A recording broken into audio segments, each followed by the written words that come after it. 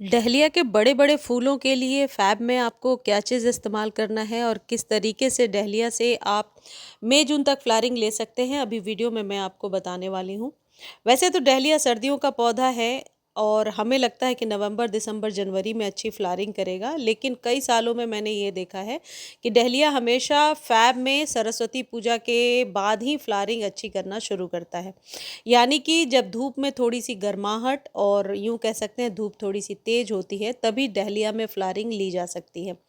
Dahlia को यदि आप जनवरी में या फिर दिसंबर में नर्सरी से लेकर आते हैं, तो इसमें पौधा तो स्वस्थ रहता है लेकिन फ्लावरिंग नहीं होती है, कलियाँ नहीं बनती हैं। तो जिनके पास भी डहलिया का पौधा है और वो सूख रहा है या अभी तक कलियाँ नहीं दे रहा है, तो इस तरीके से केयर कीजिए, डहलिया में फ्लावरिंग शुरू हो जाएगी।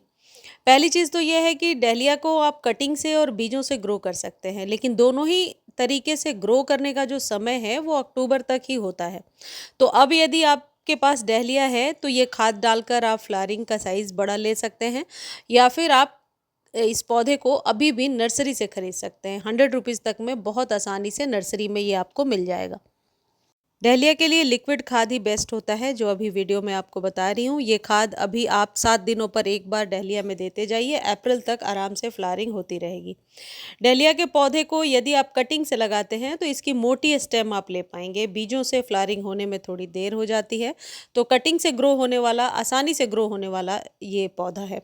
देखिए जितनी मोटी इसकी स्टेम दिख रही है, ये कटिंग से ही लगाने पर इतनी मोटी स्टेम हो पाती है। डहलिया को यदि अभी आप नर्सरी से लेकर आ रहे हैं तो कम से कम 10 इंच के कंटेनर में ज़रूर लगाइए।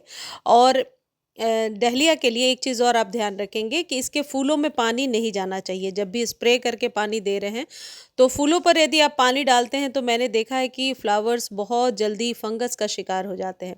एक बार इसके फूल खिल जाते हैं तो 4-5 दिन तक एज इट इज़ नज़र आते हैं।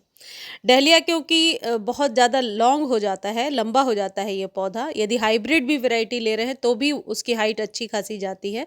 तो आप इसे ज़रूर इस तरीके से किसी स्टिक के सहारे से बांधिए, अदरवाइज़ जितनी बार हवा चलती है और बसंत में तो आपको पता ही है हवा तेज़ होती है, तो फिर ये रूट्स के पास से उखड़ जाता है और हमें मालूम भी नहीं होता। अब देखिए ये जो खाद है, ये मस्टर्ड केक का फर्टिलाइज़र है। ये मैंने 1 चम्मच के करीब भर के लिया है अपने 3 गमले के लिए। इसको लेने के बाद आपको रात भर भिगो कर रखना है, यानी भर के 1 चम्मच ये खाद लीजिए और इसे आप पानी में भिगो कर रखिए, थोड़े कम या ज़्यादा जितने भी पानी में। अगले दिन आप 1 लीटर के करीब पानी मिला लीजिए, एक पतली सी कंसिस्टेंसी करके अपने पौधे को दे दीजिए। 7 दिनों पर एक बार आप ऐसा करते जाइए। लिक्विड खाद हमेशा बेस्ट रहेगा इस पौधे के लिए। एक चीज़ और ध्यान रखिए कि डहलिया को पूरे दिन के सनलाइट की ज़रूरत पड़ती है। यदि धूप कम है तो फिर इस पौधे में फ्लावरिंग नहीं होती है या छोटे-छोटे फूल निकल कर के आते हैं। इसलिए मैंने बोला कि जनवरी में तो फ्लावरिंग होती ही नहीं है, शायद ही कहीं होती होगी। बट जनवरी और नवंबर, दिसंबर से सबसे ज़्यादा बढ़िया अभी फ़ैब में फ्लावरिंग होती है। जैसी सॉइल मैं आपको दिखा रही हूँ, इस तरीके की सॉइल दिखे उसके बाद ही वाटरिंग कीजिएगा, इस बात का ध्यान रखिएगा।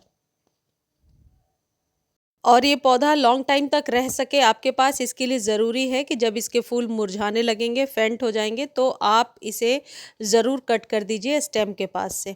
देखिए अभी भी 3-4 नई-नई कलियाँ आ रही हैं, तो आपके पौधे में कली अभी तक नहीं बनी है, तो इस खाद को डालिए, निश्चित तौर पर कली बनने लगेगी।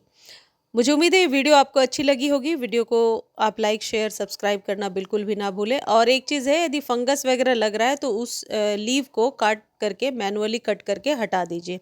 और रिपॉटिंग यदि करना चाहते हैं इस पौधे को तो अभी कर सकते हैं। रिपॉट करके बड़े गमले में लगाएंगे तो उससे क्या होगा कि 3-4 महीने तक ये पौधा और सरवाइव कर जाएगा। लेकिन कलियाँ बनी हैं यदि, तो रिपॉट बिल्कुल भी ना करें। ये नियम हमेशा याद रखें कि यदि किसी पौधे में कली बन रही है तो उस समय उसकी जड़ों को खोलना नहीं चाहिए, नहीं तो वो कली खिलेगी नहीं और मुरझा जाती है। धन्यवाद।